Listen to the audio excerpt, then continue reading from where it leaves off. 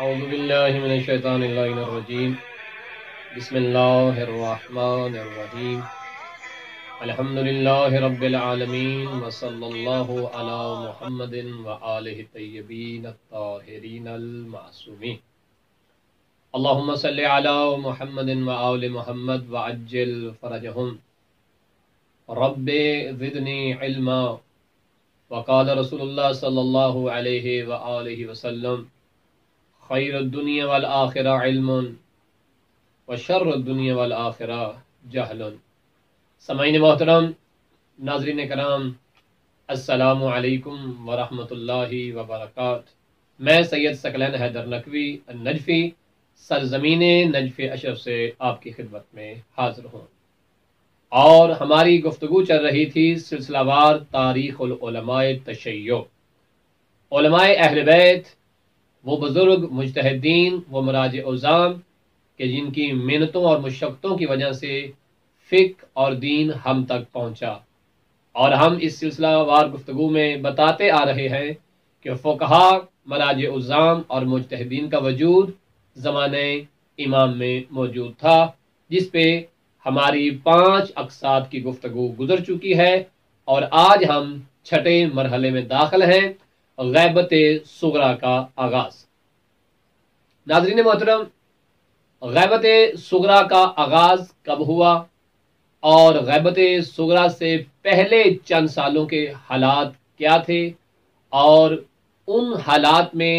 جو موجودہ ائمہ معصومین علیہ السلام تھے، انہوں نے غیبت صغریٰ اور کبریٰ کے لیے اپنے چاہنے والوں کو، اپنے ماننے والوں کو، اپنے شیعوں کو کس طرح سے آمادہ کیا اور کس طرح کی تربیت اور تیاری کی تاکہ شیعہ غیبت امام کے لیے تیار ہو جائیں، اور غیبت صغریٰ اور کبریٰ میں جو مسائل درپیش ہوں ان کو کہاں سے لینا ہے، کیسے سمجھنا ہے، کیسے سیکھنا ہے، ان تمام صورتحال کو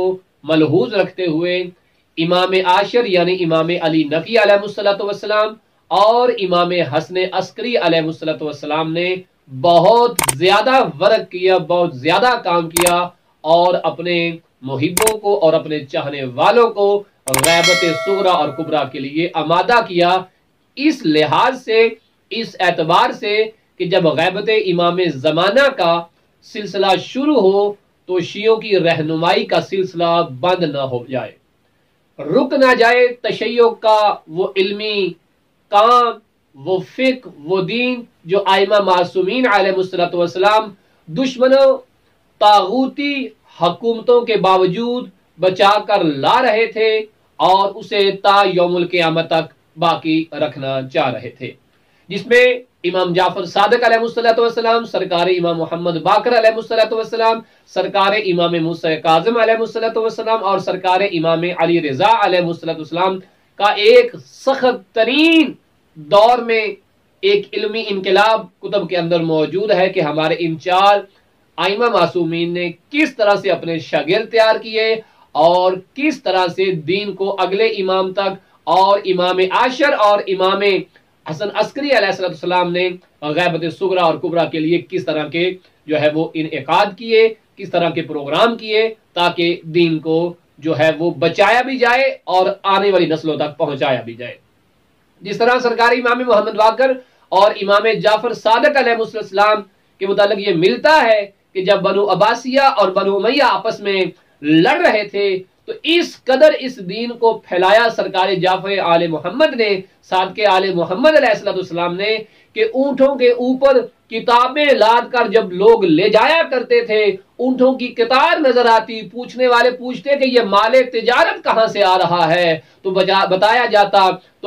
جاتا کہ یہ مال تجارت نہیں ہے بلکہ فرزند رسول امام جعفر صادق علیہ السلام کی بتائی ہوئی احادیث کو لکھا گیا ہے، اور ان احادیث کو باقی ممالک میں باقی شہروں تک منتقل کیا جا رہا ہے تاکہ لوگوں کو حقیقی دین محمدی صلی اللہ علیہ وآلہ وسلم کی تصویر دکھائی جا سکے، اور یہ تصویر رہتی دنیا تک باقی رہے۔ ان تمام چیزوں کو جن فقہا نے، علماء نے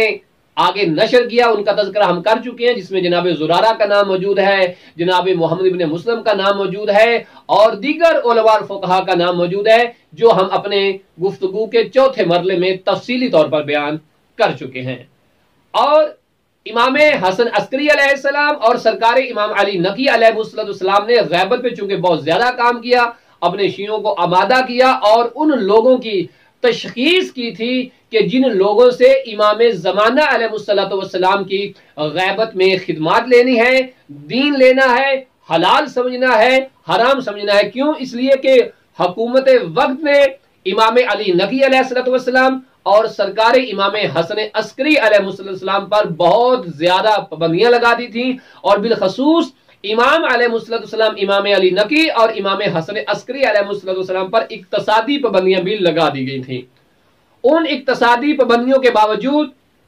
امام علیہ السلام دین کی نشر و اشاعت کرتے رہے، اور آخر وہ زمانہ آیا کہ 255 ہجری کا وہ دور آیا کہ جس میں وجود سرکار امام زمانہ علیہ السلام اس دنیا میں ظاہر ہوا۔ امام علیہ السلام کی ولادت باسعادت ہوتی ہے، دشمن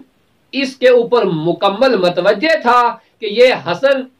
یعنی حسن عسکری وہی ہیں کہ جن کا ایک بیٹا محمد آئے گا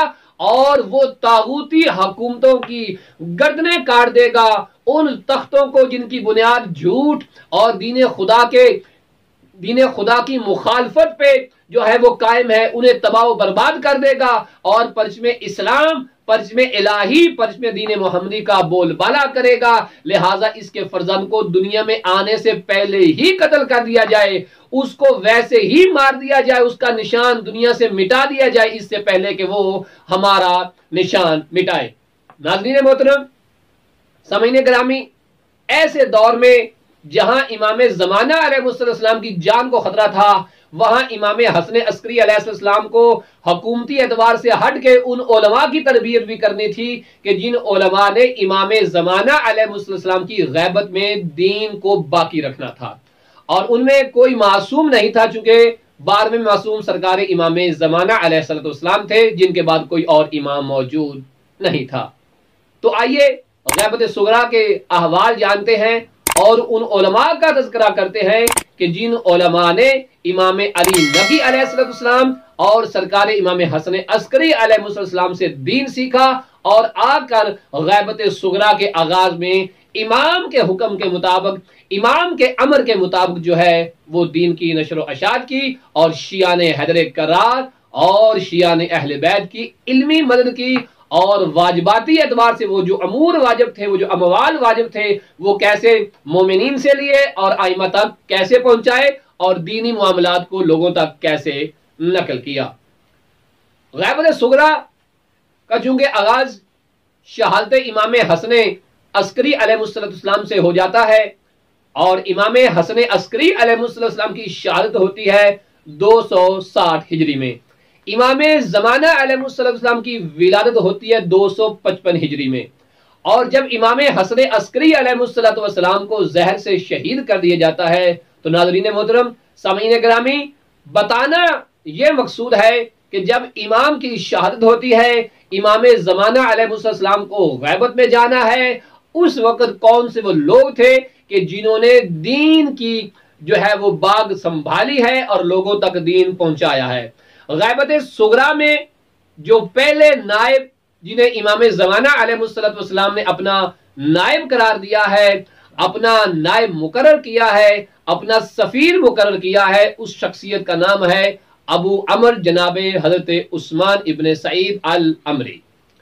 انہیں اسدی بھی کہا جاتا ہے، انہیں عسکری بھی کہا جاتا ہے۔ اس لیے عسکری کہا جاتا ہے کیونکہ یہ سامرہ میں قصبہ عسکر کے رہنے والے تھے۔ عمری انہیں ان کے دادا کی وجہ سے کہا جاتا ہے کیونکہ ان کا نام جعفر ابن عمری تھا، اور اسی قبیلے کے ساتھ ان کا تعلق تھا، جبکہ حقیقت میں قبیلہ ان کا اصلی تھا، لیکن عمری قبیلہ بھی انہی کا قبیلہ ہی قرار پایا، اور انہیں عسکری، اصلی اور عمری بھی کہا جاتا ہے، اور ابو عمر کی کنیت کے نام سے یہ معروف تھے، اور نام تھا ان کا عثمان ابن سعید۔ جناب حضرت عثمان ابن سعید کا مفصل تعارف اور ان کی اہمیت انشاءاللہ اس کے بعد جو گفتگو ہماری ہوگی اگلے مرحلے میں اس میں بیان کریں گے، لیکن یہاں ان لوگوں کو بتانا ضروری ہے، پاکستان میں کچھ جاہل لوگ اس سوشل میڈیا کے اعتبار سے، کچھ عرصہ پہلے میں نے ایک ویڈیو دیکھی جس میں ایک نام و نہاد شخص جو اپنے آپ کو شیعہ کہہ رہا تھا، وہ شخص یہ کہہ رہا تھا کہ غیبت صغریٰ میں جو 4 نائب مقرر کیے گئے ہیں، جو 4 سفیر مقرر کیے ہیں، استغفر اللہ ربی واتوب الیہ، وہ ملعون یہ کہہ رہا تھا کہ ان کا تعلق مذہب شیعہ کے ساتھ ہے ہی نہیں، بلکہ ان کا تعلق مذہب عامہ کے ساتھ ہے۔ یہ مذہب اہل بیت کی بھی وہ توہین کر رہا تھا اور اپنے آپ کو شیعہ کہہ رہا تھا، اور ان عظیم وجودوں کی بھی توہین کر رہا تھا کہ جن عظیم وجودوں کی بدولت غیبت صغریٰ میں دین محمد و آل محمد کی حفاظت ہوئی اور یہ دین کا سلسلہ آگے بڑھا۔ تو انشاءاللہ اس میں بھی بات کریں گے۔ پہلے یہ مطلوب ہے کہ جناب حضرت عثمان ابن سعید کون تھے، کیا کرتے تھے، ان کا معیار کیا تھا، ان کی شخصیت کیا تھی، اور امام نے سرکار حجت دوران نے انہیں اپنا نائب اول قرار کیوں دیا۔ تو یہ ساری گفتگو انشاءاللہ تعالی ہم کریں گے۔ یہاں ایک روایت بیان کرتے ہیں اور اس کے بعد انشاءاللہ اجازت چاہیں گے، اور اگلے مرحلے میں آ کے انشاءاللہ تعالی مکمل جناب حضرت عثمان ابن سعید پہ ہم بات کریں گے۔ جناب حضرت عثمان ابن سعید امام علی نقی علیہ السلام کے اصحاب میں سے تھے۔ سرکار جناب عثمان ابن سعید امام حسن عسکری علیہ السلام کے بھی اصحاب میں سے تھے، یعنی امام علی نقی کے صحابی ہونے کا بھی شرف حاصل ہے، امام حسن عسکری علیہ السلام کے بھی صحابی ہونے کا شرف حاصل ہے، اور اکیلے صحابی نہیں تھے بلکہ امام علی نقی علیہ السلام اور سرکار امام حسن عسکری علیہ السلام کے شاگرد بھی تھے، اور مذہب تشیع میں انہیں ثقہ ہونے کا اعزاز بھی حاصل ہے۔ اور جب امام علی نقی علیہ السلام سے ان کی شخصیت کے بارے میں پوچھا گیا تو بہت ہی خوبصورت جملہ ارشاد فرمایا سرکار امام علی نقی علیہ السلام نے، فرمایا ہاں ابو عمر عثمان ابن سعید ہمارے ہاں امین ہے، ہمارا وہ معتمد ہے، اعتماد والا ہے۔ اور سائل سے امام نے علی نقی علیہ السلام فرما رہے ہیں کہ تمہیں جو کچھ بھی عثمان ابن سعید کہے وہ ایسے ہی ہے جیسے میں نے کہا ہے، اور تم تک جو کچھ بھی عثمان ابن سعید پہنچائے گویا وہ میری طرف سے پہنچایا جا رہا ہے، انہیں ہماری وکالت کا حق حاصل ہے، وہ تمہارے اموال جمع کر سکتا ہے، وہ ہماری طرف سے مامور ہے۔ اتنا مرتبہ تھا کس کا؟ جناب حضرت عثمان ابن سعید کا۔ وہی راوی غالباً ابو علی کے نام سے تاریخ نے انہیں یاد کیا ہے، وہ کہتے ہیں کہ یہی سوال امام علی نقی علیہ السلام کے رخصت ہو جانے کے بعد میں نے امام حسن عسکری علیہ السلام سے پوچھا کہ مولا ابو عمر عثمان ابن سعید کے متعلق آپ کیا کہتے ہیں؟ آپ نے فرمایا کہ وہ میرا بھی اعتماد والا ہے اور میرے بابا امام علی نقی کا بھی اعتماد والا تھا، اور پھر فرمایا اسے ہماری وکالت کا حق حاصل ہے، وہ تم تک جو بات پہنچائے وہ مرد ثقہ ہے، وہ معتمد ہے، ہمارے ہاں وہ مقبول ہے۔ اور آگے ایک اور جملہ ارشاد فرمایا، اور یاد رکھنا جیسے عثمان ابن سعید میرا اعتماد والا ہے، میرا امین ہے، ہمارے نزدیک ثقہ ہے، ایسے ہی اس کا بیٹا میرے بیٹے کے نزدیک ثقہ ہوگا۔ یعنی امام حسن عسکری علیہ السلام اپنے دور عظیم میں، دور مقدس میں ہی جناب حضرت محمد ابن عثمان ابن سعید جو امام زمانہ کے دوسرے نائب ہیں ان کے ثقہ ہونے کا اور ان کے معتمد ہونے کا اعلان کر کے جا رہے ہیں۔ تو سامعین محترم، ناظرین محترم،